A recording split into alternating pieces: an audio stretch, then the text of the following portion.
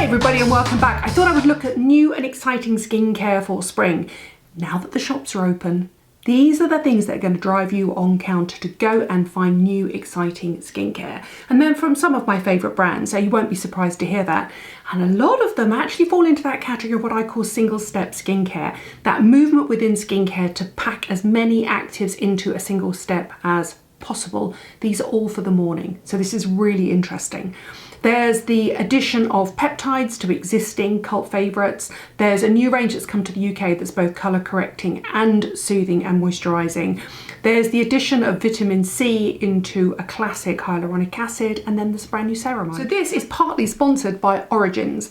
But you already know I love this product, so let me tell you a little bit more about it. This is the Plantscription Multi-Powered Youth Serum, and I've always really liked it. I liked it in its old incarnation. It's one of those classic single-step skincare where you use it in the morning and it gives your skin everything it needs to be protected. So what you've got is you've got a beautiful glycerin, and it has some hyaluronic acid in as well, serum. If I show you what it looks like, you'll not be surprised to see it's that classic gel serum that I absolutely love. Loaded with niacinamide, loaded with glycerin. However, it's got six peptides.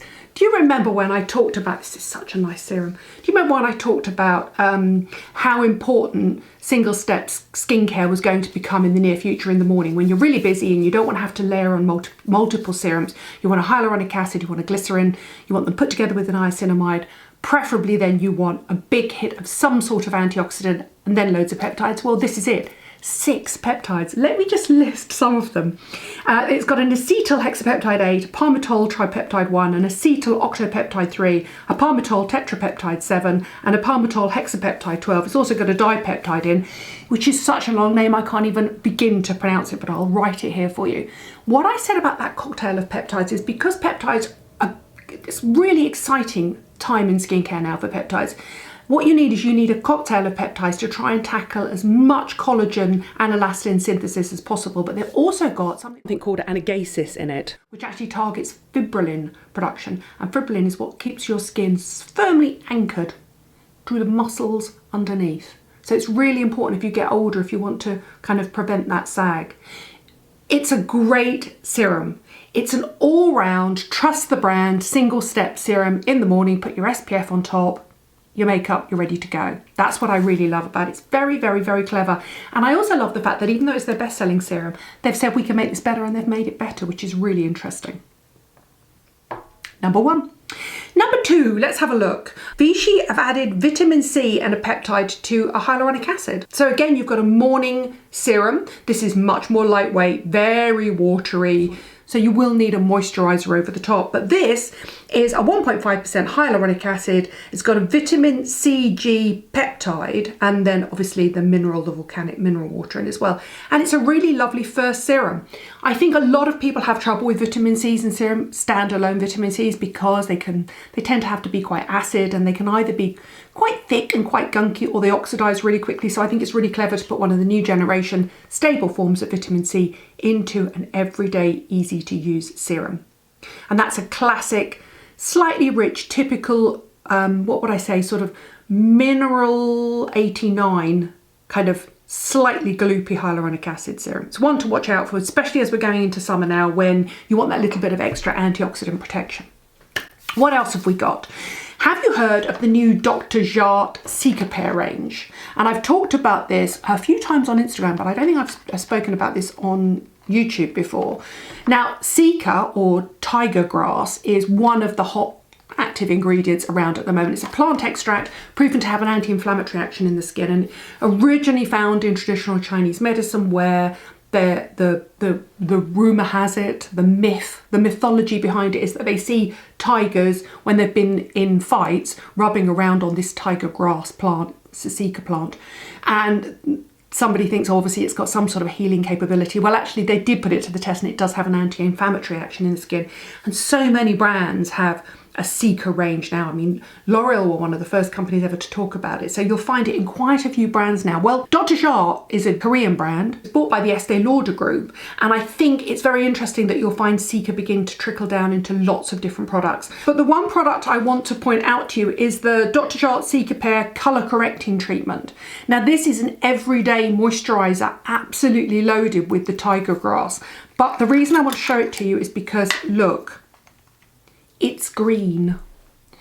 And that's actually a natural active ingredient in there, but it's very good at colour correcting redness and actually even under eye dark circles. I've seen it used by Sophie Hannah, a really clever makeup artist on Instagram, that actually pats it under your eyes and it will colour correct the purple and the redness in skin. So it's great if you're suffering from facial flushing or rosacea. It's a really beautiful, calming product. I also saw Nick Chapman use it. It's a lovely, rich cream that goes on quite thick, so it's probably going to be more suited to a drier skin texture. But then it moisturises in and it leaves a sort of soft focus effect. Can you see the kind of skin cooling in terms of temperature? So it becomes much more sort of cool and blue-based rather than red-based. It's a really interesting one if you've got a sensitive redness-prone skin. And also, it doubles up as an under-eye cream if you're really, really gentle and you just pat it onto the dark circle. Now, what else have we got?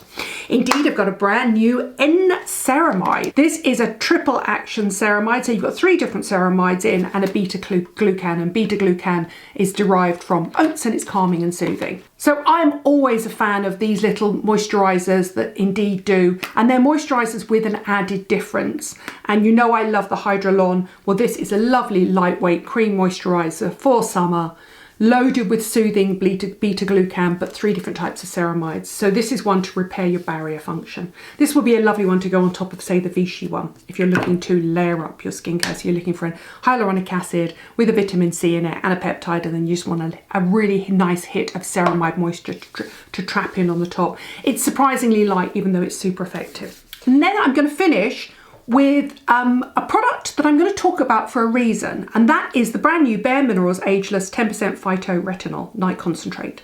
And it's part of their new Ageless range, and there's a phytoretinol in the face cream as well if you want that on top. There's a neck cream and an eye cream. But the reason I want to talk about this, because phytoretinol is a misnomer. Retinol is not found in plants. So this isn't a retinol. This is a plant-based alternative to retinol, and it's something called Picao Prato. And there just isn't the depth of knowledge and research about things like bakuchiol and Picao Prato, which is a new one to me, than there is for retinol.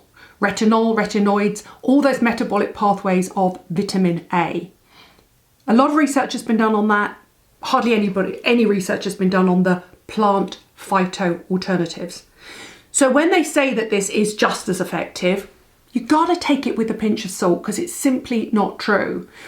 I remember talking to Origins about their retinol, which is a 0.3% retinol when they first used it. And I remember them saying to me, I remember speaking to one of their formulating chemists and them saying to me, retinol is tried, tested, trusted, it simply works. Now, Origins is a plant-based company. They like to look for plant alternatives, but even they couldn't find a plant alternative to retinol. Retinol simply works. Now, I'm not saying that this wouldn't have some benefits to the skin, but the term phytoretinol or vegan retinol is a misnomer. It's not a retinol. It's a plant extract trying to mimic the action of a retinol, but retinol is retinol. And also, vegan retinol is also a misnomer because all retinol is vegan. Originally it would have been, because it's found and sourced in, it would have been found in animal byproducts, but not anymore. It's synthesized in a lab. It has been for years. Most vitamins are synthesized in a lab because they obviously want to make products that are completely animal friendly, and animal extracts are generally not found in beauty products because obviously they want to make products that are vegan and as cruelty free as possible. But also it's so much cheaper to make it in a lab. It literally saves beauty companies and the planet all the stress of sourcing something from a plant or an animal, but also if you can simply synthesize it in a massive, great big tub, and I've seen these tubs, they are massive, in a lab, in a factory, it's just so much cheaper. So please don't fall for the, oh, I need a vegan alternative to retinol. Most retinols are completely safe to use. They are not extracted from animals, I promise. Phytoretinols are new generation plant extract tweaked in a lab to try to mimic the action of a retinol, but nothing mimics the action of a retinol.